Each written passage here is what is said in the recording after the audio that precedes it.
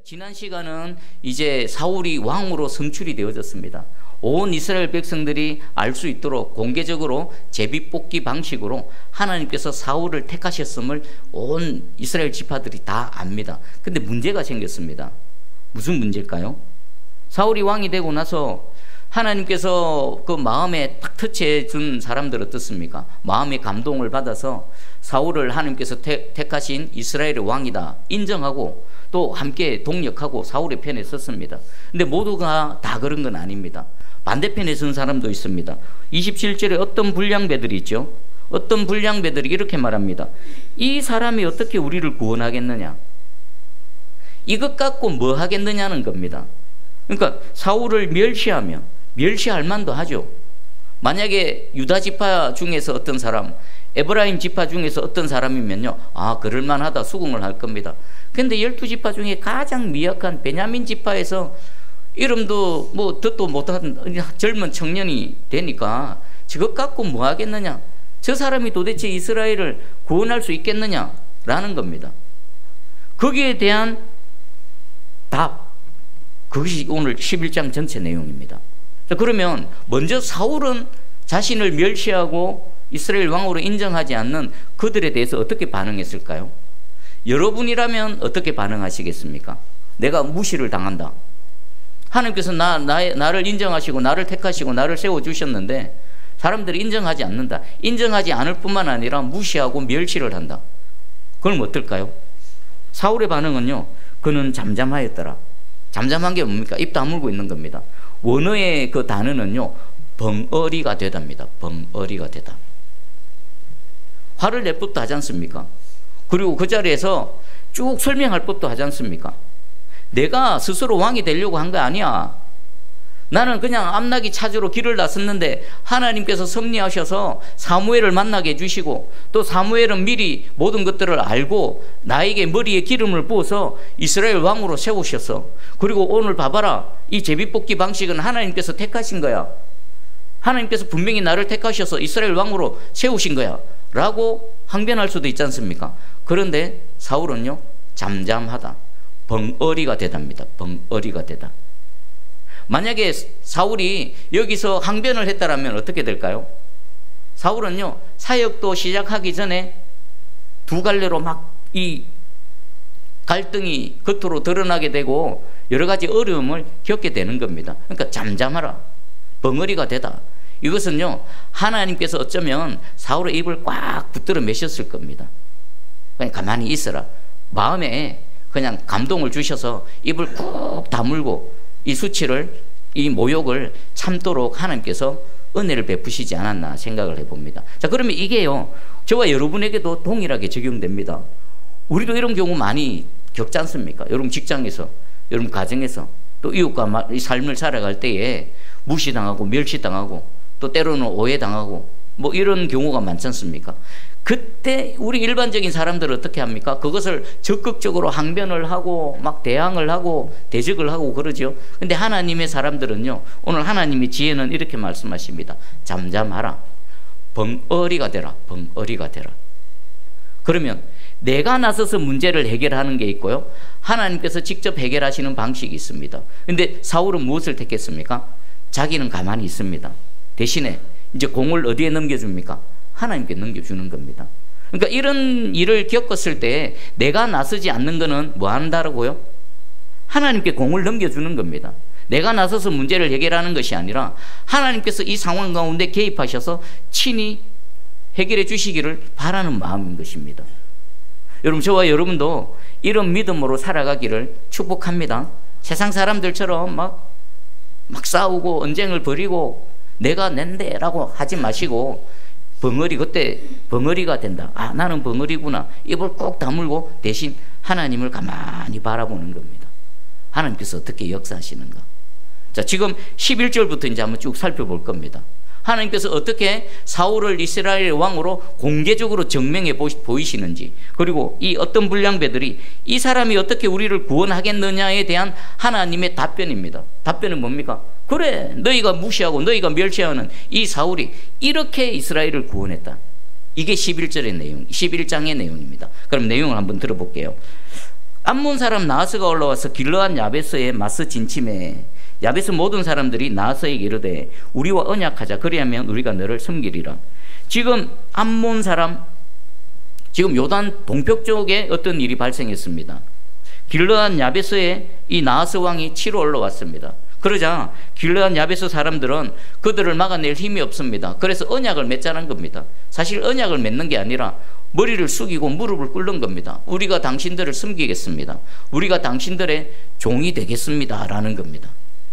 근데 이 자료에 의하면요, 이 암몬 사람 나하스는 길르앗 야베스만 친 것이 아니라 지금 요단 동편 지파를 쭉 치고 나오는 겁니다. 거기 르우벤 지파도 있고 갓 지파도 있죠. 그리고 므낫세 지파도 있습니다. 그리고 여기 암몬 사람 나하스가 보니까 우리가 당신의 종이 되겠습니다 라고 했을 때 나하스는 거절합니다. 뭐라고 거절합니까? 2절입니다. 암몬 사람 나하스가 그들에게 이르되 내가 너희 오른 눈을 다 빼야 너희와 언약하리라. 내가 온 이스라엘을 이같이 모욕하리라. 그러니까 암몬 사람 나하스는요, 지금 요단 동편 지파 이스라엘을 공격한 주 목적이 뭡니까? 보통 한 나라가 한 나라를 칩니다. 그럼 그 나라를 복속시켜서 그들에게 뭐 경제적인 이익이든 여러 가지 이익을 취하는 것이 목적입니다. 그래서 전쟁을 일으킵니다. 근데 지금 암몬 사람 나하스는요, 그게 목적이 아닙니다. 목적은 뭡니까? 이스라엘을 모욕하는 겁니다. 모욕하는 거. 그게 목적인 겁니다. 그러니까 이것은 배후에 누가 있는 겁니까?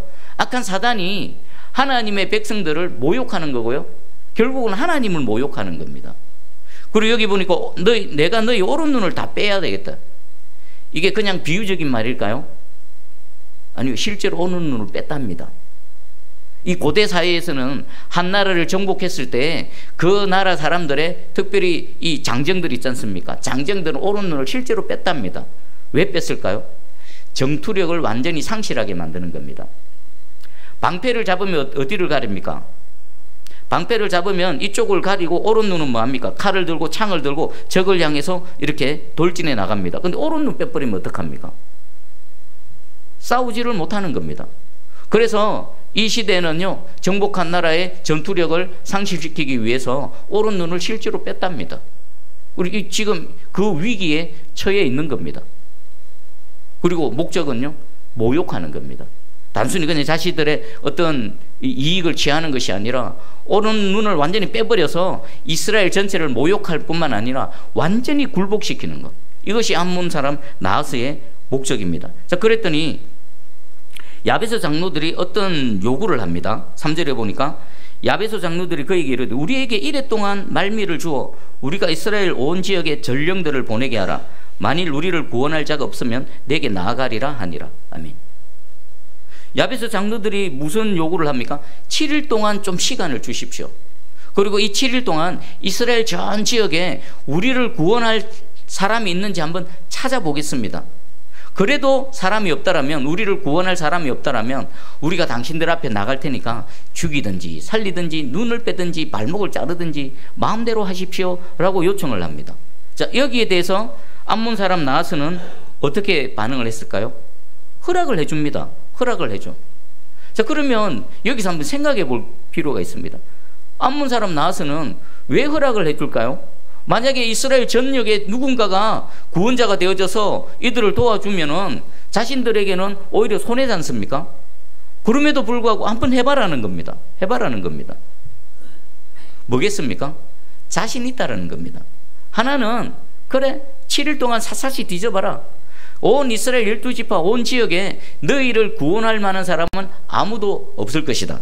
그리고 또 하나는요, 누가 너희를 위해 구원하러 온다 하더라도 우리는 이길 수 있다. 결국 뭡니까? 그 마음속에 교만이죠. 교만. 이스라엘을 얼마나 하찮게 여기는지. 그러니까 지금 길르앗 야베스만 하찮게 여기는 것이 아니라 이스라엘 전체를 이 암몬 사람 나하스가 얼마나 하찮게 여기는지. 그래, 한번 하려면 해봐라. 너희는 절대로 나를 이기지 못한다. 오히려 7일 동안 기간을 줌을 통해서 이 이스라엘을 전체 조롱하고 있는 겁니다. 조롱하고 있는 것.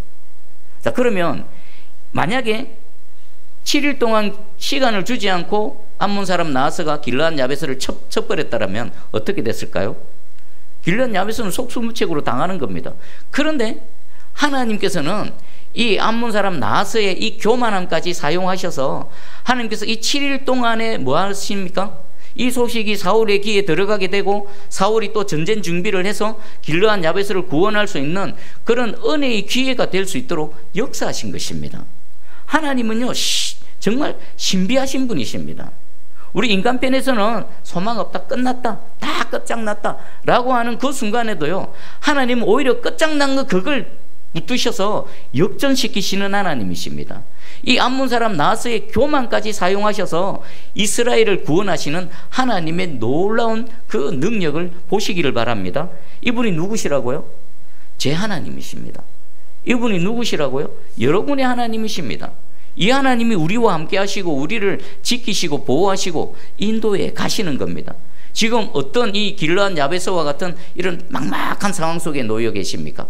여러분 그때 오히려 주를 바라보시고 주님 이 말씀을 주셨사오니 주여 이 말씀의 능력으로 내 삶에도 내 문제 상황 속에서도 개입하시고 역사하여 주시옵소서. 오히려 기도하며 바라며 나가는 그런 저와 여러분 되기를 축복합니다.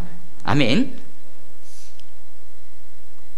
자 이제 4절부터는요 전령들이 이스라엘 전 지역을 막 다니고 있습니다. 4절에는 곧바로 사울이 사는 기브야에 전령들이 도달했다고 하는데 곧바로 기브야로 가지는 않았을 것입니다.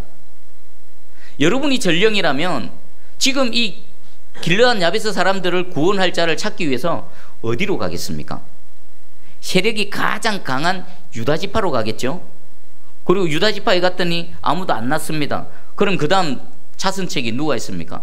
유다 다음 지파 에브라임 지파. 그래 에브라임 지파로 가보자. 가봤더니 어떻습니까? 거기도 없는 겁니다. 그렇게 12지파를 하나하나 찾아다녔는데 아무도 없습니다. 그래서 마지막으로 어디 간 겁니까? 제일 힘이 없는 보잘것없는 베냐민 지파의 기브안 땅으로 들어온 겁니다. 그러니까 이 전령들의 마음은 어떨까요?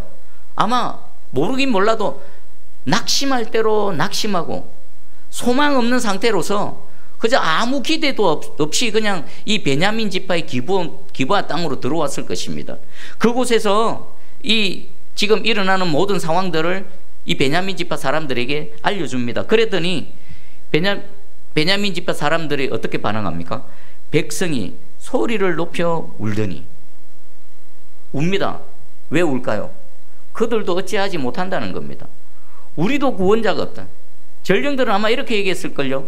우리가 유다 지파도 가보고 에브라임 지파도 가보고 여러 좀 힘있는 지파들 다 찾아다녔는데 아무도 나서지 않습니다. 우리 길르앗 야베스는 이제 두 눈이 뽑히고 저 암몬 사람들의 종이 되어져서 그렇게 살아가야 됩니다. 어떻게 하면 좋겠습니까? 베냐민 지파 사람들도 도와주고는 싶은데 힘이 없지 않습니까? 능력이 없지 않습니까? 그래서 함께 울고 있습니다.